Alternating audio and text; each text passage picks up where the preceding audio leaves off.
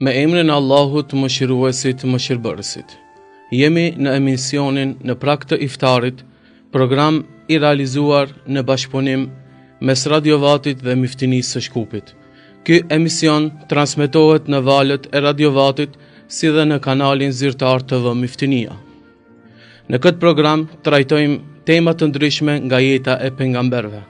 Sonte, bashkë me mua në studio, për të zbukuruar edhe më shumë këtë muaj të bekuar të Ramazanit, është hoxha i nderuar Shaban Efendi Tahiri, me të cilin do të bashkë bisedojmë rreth pejgamberit Ejubit alayhis salam.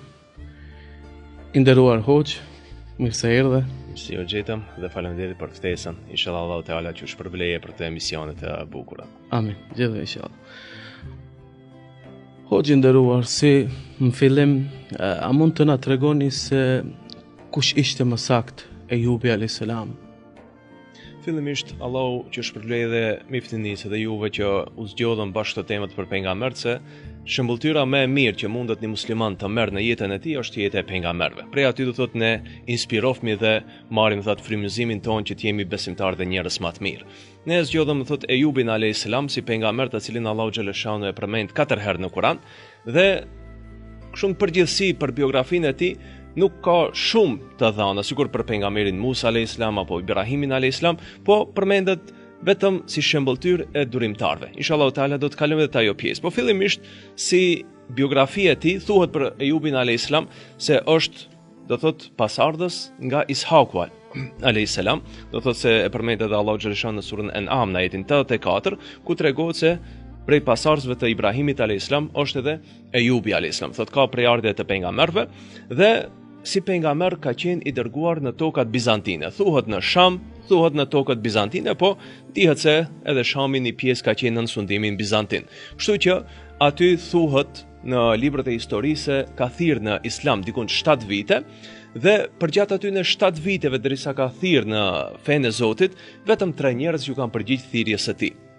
Do thot, kjo është ajo mësimi që ne mund të nxjerrim nga kjo, se edhe pejgamberët e dallum, të cilët kanë thirrë, po nuk kanë pasur shumë pasues. Kështu që edhe thirrësit në Islam nuk duhet të dekurajohen, të mendojnë se unë e bëj punën, po nuk ka rezultat. Do thot edhe pejgamberët kanë thirrë, po në numër i vogël u kanë përgjigjur. Edhe Allahu xhaleshanu tha në Kur'an se pak do të jenë ata që do ta ndjekin rrugën e udhëzimit. Kështu që Ejubi alayhis salam këto vite i përkushtoi, do thot, në davet. Thuhet se jetoi 93 vite, edhe pse në librat e historisë gjehen edhe variante të ndryshme të viteve, ka shkaku se në ato kohra edhe nuk janë memorizuar dhe nuk janë regjistruar, do thotë sikur sot që regjistrohen datat e lindjes dhe datat e vdekjes, po thuhet se ka lindur, do thotë edhe ka jetuar dikundin 93 vite. Po ashtu, për jetën e tij thuhet se ka qenë shumë pasanik, do thot ka qenë një ndër njerëzit më të pasur në atë rrethin e tij ku ka jetuar dhe përposa saj ka qenë shumë njëri bujar. Do thot ka ndihmuar të varfrit dhe ka dhënë prej pasurisë së tij dhe nuk ka kursy që pasuninë e tij ta vendon në shërbim të njerëzve dhe të rrugës së Zotit. Do thot kjo ka qenë prej mësimeve të tij, të cilën edhe si pejgamber i ka inspiruar dhe njerëzit tjerë të jenë në këtë rrugë. Pra këto janë disa të dhëna kryesore dhe të thjeshta pse kush ishte Ejubi alayhis salam, edhe për Dhulkiflin thuhet se ka qenë djali i Ejubit alayhis salam, po kjo është një prej mendimeve të dietarëve dhe kjo është ajo që dihet pak a shumë për Ejubin alayhis salam, se thamë vetëm 4 herë përmendet në Kur'an dhe aty nuk përmenden detaje nga jeta e tij. Kështu që të gjitha mendimet rreth jetës dhe dhënat janë më tepër ose prej haditheve, po edhe të dhëna historike, kështu që ne nuk do të thellohemi shumë në ato pjesë, po do të mundohemi më shumë të nxjerrim mesazhin e asaj pse Allahu xhaleshanu e përmendi Ejubin alayhis salam në Kur'an, dhe kjo është arsyeja sepse Zoti kur askundi në Kur'an nuk është fokusuar te numrat, te vendet apo te personazhet, po është fokusuar te mësimet dhe mesazhet që mund të nxjerren nga jeta e pejgamberëve. O gjendërum, a mund të na përmendni disa virtite apo karakteristika që i kishte Ejubi alayhis salam që Allahu i përmendi në Kur'anin famulart? Po në Kur'an Allahu xhaleshanu e përmendi me 3 cilësi të dalluara. Do thotë Allahu xhaleshanu e përmend Ejubin alayhis salam me 3 virtyte. E para, Allahu xhaleshanu tregon se ishte shumë durimtar. Që si virtyt njeriu edhe i mundson shpërblime të shumta. Allahu tha në Kur'an se durimtarve ju jepet shpërblimi pa mas. Kështu që atë Allahu xhaleshanu e dalloi me durim. Dhe thot në Kur'an Allahu xhaleshanu wajadnahu sabiran. Atë e gjetëm thot durimtar. Pra Allahu xhaleshanu na tregon se virtyti kryesor i Ejubit alayhis salam ishte durimi. Dhe arsyeja është se sprovat e shumta të cilat i përjetoi gjatë jetës së tij, atë e bën që të njihet në mesin e pejgamberëve si durimtar. Do thot për gjithë pejgamberëve më shumë ti që thuhet se ka qenë edhe njihet si simbol i durimit. Do thot që u sprovu shumë edhe vetë pejgamberi jon sallallahu alaihi wasallam na tregon në një hadith dhe thot se për gjithë njerëzve më shumë ti kanë pasur sprova pejgamberët. Dhe njeriu sprovohet në bazë të imanit. Pra edhe Ejubi alayhis salam duke pasur një iman, një besim të fuqishëm, Allahu xhaleshanu i vazhdoi atij sprova të ndryshme derisa ai e tregoi vetveten se e meriton këtë titull. E dyta, Allahu xhaleshanu Kur'an na tregon se ishte thot rob i mirë. Do thot ni'mal abd. Do thot Allahu xhaleshanu ka tregu një virtyt, një karakteristikë se ai ishte njeri shumë i mirë. Dhe kjo sot do thotë është një mungesë shumë e madhe tek morali i njerëzve, sepse njerëzit kryesisht do të kishim ndajt në 2 lloje, njerëz të mirë dhe njerëz të këqij. Dhe nëse do të shikojmë se cilët dominojnë sot më shumti në botë, do të shohim se ka më shumti njerëz të këqij. Ndërsa Allahu xhaleshanu na tregon se pejgamberët edhe në përgjithësi, jo vetëm te Ejubi alayhis salam, por te një numër i madh i pejgamberëve Allahu xhaleshanu e përmend këtë cilësi, ni'mal abd, rob i mirë. Dhe e treta, Allahu xhaleshanu thot innehu awwab, thot ishte i kthyer ka Zoti dhe pendohej shumë. Dhe këtu ta kuptojmë do thotë se si Ejubi alayhis salam, pejgamberi i dallum, pejgamber me virtyte të larta, ishte i kthym ka Zoti. Thot vazhdimisht jetën e tij e orientonte me Zotin dhe pendohej shumë. Ku ai si pejgamber, duke ditë se pejgamberët kanë qenë të mbrojtur prej gabimeve, njerëz të dallum të Zotit, po përsëri kanë bëj istikfar, kanë kërku falje Allahu xhaleshanu. Nga ana tjetër, ne këtu duhet të marrim një shembulltyr të mirë të pejgamberët që edhe ne të kërkojmë falje, sepse kur pejgamberët kanë lyp falje, kush jemi ne që ndoshta brenda ditës bëjmë shumë gabime dhe harrojmë ndoshta edhe për disa se edhe janë gabime. Dhe tash në këtë gjendje ne duhet të kujdesemi që edhe ne të bëjmë do thot istikfar, siç thuhet edhe në hadithin e Muhamedit alayhis salam ku tregoi se Aisha radiallahu anha kur e pa se bonte shumë istikfar, tha pse tha ti tha bën gjithë këtë namaz dhe këtë istikfar, tha a mos jem rob falendrues. Pra, nuk do thotë se vetëm kur të gabojmë të bëjmë istikfar, po edhe nëse jemi të mirë përsëri të bëjmë istikfar. Dietar do thotë ndonjëherë kanë bëj istikfar edhe për kohën e humbur.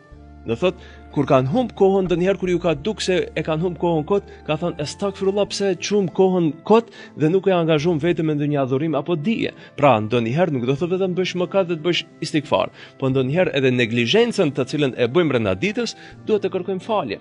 Po edhe pejgamberi alayhis salam thotë unë jam thot pejgamberi i Zotit, Allahu më ka fal mëkatet, po unë thot bëj 100 herë në ditë istikfar. E kur pejgamberi on alayhis salam ka bëj istikfar, Ejubi alayhis salam ka bëj istikfar dhe ka qenë virtyti e gjithë pejgamberëve, atëherë ne si musliman duhet të mundohemi që të bëjmë istikfar sa më shumë, ta mbushim përditshmërinë tonë me adhurime të ndryshme, sidomos të lypim falje, se Allahu xhaleshanu nuk e dënon një popull të cilët kërkojnë falje. Dhe Allahu xhaleshanu me ngritjen apo me marrjen e jetës pejgamberit alayhis salam dhe vdekjen e tij, thot se pas vdekjes pejgamberit alayhis salam, njerëzit e kanë opsionin e istikfarit. Se duke qenë thot Muhamedi alayhis salam gjallë mesin e tyre, nuk ka dënim. Po me vdekjen e Muhamedit alayhis salam kush i mbron? Istikfari. Dhe Allahu xhaleshanu e largon dënimin nga një popull i cili bën istikfar. E inshallah taala ta marrim në këtë mësim të Ejubit alayhis salam i cili ishte i kthym ka Zoti dhe bën istikfar, që edhe ne si popull të bëjmë istikfar sa më shumë, sidomos këtë muaj të Ramazanit, që Allahu xhaleshanu të na falë dhe të na përmirësojë gjendjen tonë. Hoxha nderu. Ejubi alayhis salam çdo herë e kemi dëgjuar se përmendet si shembulli i durimtarëve, si shembulli atyre të cilët kanë pas shumë sprova dhe mirëpo edhe durimin e kanë pasur shumë të fortë. Si e përfitoi këtë cilësi, këtë virtyt që të jetë shembull për gjithë neve deri në ditën e gjykimit? Ejubin a.s. Allahu xhaleshon e kishte pajisur me shumë begati. Kishte pasuri të shumë, thamë në fillim se kishte pasuri ndër më të pasurit njerëz ishte në rrethin ku jetonte, kishte shumë fëmijë, thuhet në librat e historisë se ka pasur 18 fëmijë, po edhe ishte i shëndetshëm në trupin e tij. Do thotë i kishte gjitha begatit. Por Allahu xhaleshanu e sprovoi. Arsyet pse e sprovoi nuk janë përmendur në Kur'an, edhe pse Ejubi a.s. vetë në lutjen e tij kur është lut ka thonë: "O Allah, më ka goditur shejtani me dhimbje." Pra, kjo mund të jetë nga edukata e Ejubit a.s. Siç tha Ibrahimi a.s. fe idha meritu fa huwa yashfin, kur unë smurem, Allahu më shëron. Pra, pejgambert, edhe pse dim se edhe smundja vjen prej Zotit, po nga edukata dhe tërbia morali i tyre, do thotë i kanë mbështet vetvetes. Edhe Ejubi a.s. ndoshta në këtë mënyrë, edhe pse librat e historisë gjehet edhe se shejtani është betu dhe ka shku, do thotë që t'i boje sprova dhe i ka thonë Zotit, nëse ti mendon se është shumë rob i mirë, më lejo ta sprovoj në pasuninë e tij. Dhe ka sprovun pasuninë duke ju djeg malli dhe Ejubi a.s. përsëri ka bë sabër. Pastaj ka thonë, më lejom ta sprovoj në fëmijët e tij dhe i kanë vdek fëmijët. Edhe këtu ka bë sabër. Pastaj ka thënë, lejo ta sprovoj në shëndetin e tij, do të shohësh se nuk do bëj sabër, po edhe këtu ka bë sabër. Po kjo është një rrëfim. Do thotë se pse është provu, po kjo edhe nuk mund të merret, do thotë si e gatshme, nga shkaku se në librat e historisë ka edhe ndikim të israeliateve, kështu që do thotë Allahu xhaleshanu nuk fokusohet te kjo se nuk është esenca aty. Esenca është e durimi i Ejubit a.s. Dhe Ejubi a.s. thuhet se 18 vite jetoi i sprovum. Ishte i smund. Lloji i smundjes përsëri nuk përmendet në Kur'an, po Allahu thotë se ka qenë i smund. Dhe në librat e historisë përsëri gjejmë do të thotë se ka qenë aq i smund sa që u ka prish trupi, nuk i ka ngel asnjë organ i shëndosh përpos gjuhës dhe zemrës, po këto janë do thotë rrëfime të cilat nuk kanë do thotë mbështetje në kuranore apo në hadithet e vërteta. Kështu që do thotë në Kur'an tregohet se ka qenë i sprovuar. Dhe sprovën e te kaloi me sukses. Thuhet se 18 vite ishte i smund dhe kur bashortja e tij i tha: "O Ejub, ti je pejgamber, pse nuk e lut Zotin që të ta largojë këtë sprovë, të ta largojë këtë smundje të cilën ka godit, se vetë kishin filluar edhe kushtet financiare të vështirësohen, kishte pasuni ngelin varfëri, njerëzit u larguan prej tij, saqë thuhet se askush më nuk e vizitonte përpos gruas e cila i rrinte do thot afër. Dhe në këtë vështirësi, gruaja duke qenë në atë kohë gruaja ishte vështirë dhe gjehet punë për gratë, ishte jo normale që gratë të përfshihen në punë të përditshme të cilat në tregti apo që të mundet përfitojë diçka që ta mirëmbaje edhe Ejubin a.s. Dhe kjo bëri që ajo ta ndjej një vështirësi. Dhe i tha Ejubit a.s. pse nuk e lut Zotin që të ta largojë këtë? Tha, unë jetova një periudhë gjatë të jetës time, thuhet 70 vite apo 80 vite, jetova në shëndet të plotë. Dhe tash më vjen turp për këto 18 vite unë ta luti Zotin që të ma largoje. Pra unë do të duroj aq sa kam qenë i shëndosh, e atëherë do t'i bëj lutje Allahut, po duke u vështirësu në një situatë, do thot, atëherë Ejubi a.s. bëni lutje dhe Allahu xhaleshan më njëherë ja largoi smundjen. Thuhet se arsyeja që të vije deri aty ishte vështirësia e gruas e cila ishte dashur që t'i shet flokët e saja, bishtet e saja, të një vajze një pasanikut, dhe kur e pa Ejubi a.s. sa ajo është dashur thot t'i shese bishtet e saja, që të mundet përfitojë diçka, që ta ushqeje Ejubin a.s. në këtë moment u ndi në vështirësi dhe atëherë boni lutje dhe mënyra e lutjes e Ejubit a.s. është shumë formë edukative. Do thot nuk u lut duke thonë o Zot ma ke dërgu kësë mu, po tha o Zot shejtani tham ka godit me smundje e ti tha je më i mëshirshmi. Nuk tha o Allah ma largo smundjen, po tha ti tha je më i mëshirshmi. Dhe Allahu xhaleshan thot ju përgjigj lutjes së tij dhe ja largoi smundjen dhe ju rikthy shëndeti. Dhe Allahu xhaleshan tregon në Kur'an se ju rikthy shëndeti, siç ka qenë, ju rikthyn edhe pasunia, po ju rikthyn edhe fëmijët. Eta është rikthimi i fëmijëve, dietar kanë dy mendime, disa thonë se ju kanë ringjall fëmijët e vdekur, të cilët i vdiqën, thotë ju kanë ringjall. Mendimi tjetër është se ata janë zaventosur me fëmijë tjerë. Do thotë ka pasur fëmijë tjerë sepse Allahu xhaleshan dhe bashortën e tij e ka rikthy do thotë rininë e saj, e ka rikthy vigjetilitetin e saj, edhe ka mund do thotë që të kese fëmijë përsëri me të, dhe thuhet se ka pasur edhe një herë më shumë fëmijë se ka pasur ma para sprovës. Dhe këto janë shkaqet të cilat ai në vështirësi të shumta boni durim për humbjen e pasunisë, humbi do thot pasonin, familjen, po edhe shëndetin dhe gjitha këto i përballoi me durim. Dhe për këtë arsye ai do thot e mori epitetin si shembulli i durimtarëve. Allah shpërblet. O gjëndëruar, pasi që jemi edhe nga fundi i emisionit, a mund të ju drejtohesh shikuesve dhe dëgjuesve tanë me një mesazh se çka përfitojmë ne besimtarët nga historia kaq e begatë e pejgamberëve të Allahut? Po, fillimisht nga pejgamberët ne mësojmë shumë. Do thotë jetën tonë mund ta rregullojmë në bazë të mësimeve pejgamberike, po nga jeta e Ejubit alayhis salam, ne nëse analizojmë, fillimisht duhet ta kuptojmë se sprovat i godisin edhe njerëzit e mirë. Se shpesh ndonjëherë njerëzit kur goditen me sprova mendojnë se është fatkeqësi dhe dënimi i Zotit. Jo, Allahu xhaleshan nuk i dënon njerëzit e mirë. Pra, edhe njerëzit edhe pejgamberët kanë pas sprova, por ato janë pastrim, do thotë edhe ngritje e virtyteve për ne sidomos që jemi mëkatar, do thotë është pastrim prej mëkateve dhe ngritje e vlerave. Pra, Allahu xhaleshanhu nuk na dënon, por na sprovon. Kështu që duhet kemi parasysh se jo vetëm njerëzit që ne mund të mendojmë se kur bën njeriu mëkat, gabim, atëherë Zoti e dënon. Jo, këto fatkeqësitë që mund t'i ndodhin njeriu nuk janë çdo herë dënim, po janë edhe sprova nga ana e Zotit se si ne do të jemi, do thotë në raport ndaj tyre. E dyta, do thot shpërblimin e durimit Allahu xhaleshanhu edhe me rastin e Ejubit alayhis salam na e vërteton, po edhe si besimtar musliman e kuptojmë se Allahu xhaleshanhu e shpërblen shumë durimtarin. Dhe në Kur'an na tregon dhe na potencohet se për çdo shpërblim ka një numër të caktuar, ndërsa për durimin është e pallogaritshme. Pastaj po ashtu do thot duhet ta kuptojmë se duhet të jemi të durueshëm me të afërmit. Për shembull, bashortja e Ejubit alayhis salam ishte durueshme me burrin e saj. Edhe ajo ishte 18 vite bashkë në sprov me të, sepse është rëndë dhe vështirë për të smurin e paralizuar që është në shtrat, po edhe për familjen është një vështirësi. Po edhe ata duhet kujdesen, ta ngrenë, t'i japin ushqim, ta çojnë shembull për nevojën e tyre, ta pastrojnë, ta lajnë, po, ka vështirësi. Dhe kështu që edhe ajo kishte vështirësi të shumta, nga kjo do thotë ne të kuptojmë se ajo i bën i ballë 18 vite. Edhe ne të marrim një shembulltyr që jo në momentin e parë kur të kemi ndonjë antar të familjes smund, babai, nana apo ndonjë antar, mendimi i parë që të na vjen mendje, shtëpi e pleqshve.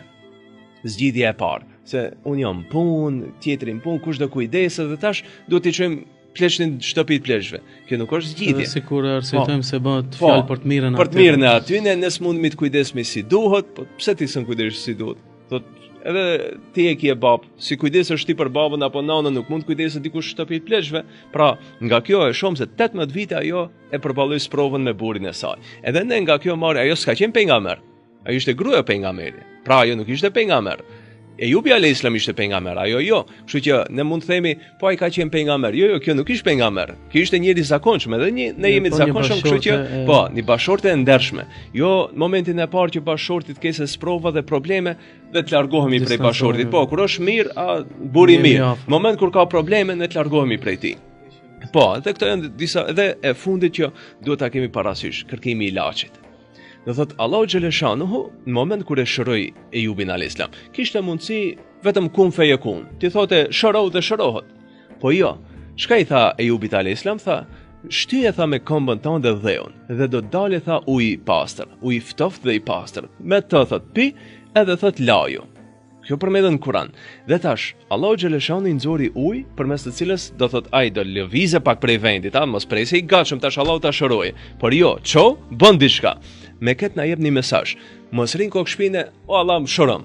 Jo, merri sebepet. Nëse je në shtrat, edhe nëse je në shtrat, po. Mundohesh pak. Do thotë, ta kërkojsh sebepin. Allahu xhaleshanu ka dhënë sebepe. Pejgamberi alayhis salam thotë çdo send ka ilaç për pos vdekjes. Pra lype ilaçin. Po, duke lviz, edhe Meriemës kur i tha i boni mrekulli duke i dal hurmët në kohën kur nuk dalin. Po kish mundësi të arzoje degën t'i vije afër gojës. Po tha jo, Meriem, çoj dhe shkunde. Pra, Zoti çdo kund na mëson pak lëvizje. Pa u lëviz, pa aktivitet, asgjë nuk bëhet. Dhe në fund, do thotë Allahu xhaleshanu kur e tregon ngjarjen e Ejubit alayhis salam, thotë prej saj marrin mësim të mençurit, inshallah të jemi ne të mençurit, të cilët do të marrim mësime nga jeta e pejgamberëve, sidomos nga jeta e Ejubit alayhis salam. Allah shpërbleft. Amin inshallah. Allah shpërbleft o nderuar për këtë bashkëbisedim të këndshëm dhe për elaborimin e qartë mbi Ejubin alayhis salam. Kështu përmbyllim këtë edicion të emisionit në prag të iftarit, ku misafir kishim hoxhën e nderuar Shaban Efendi Tairi. Deri në emisionin e radhës, mirëmbëjtje. Allahu u apranoft agjërimin dhe gjitha lutjet e juaja. Wassalamu alaikum.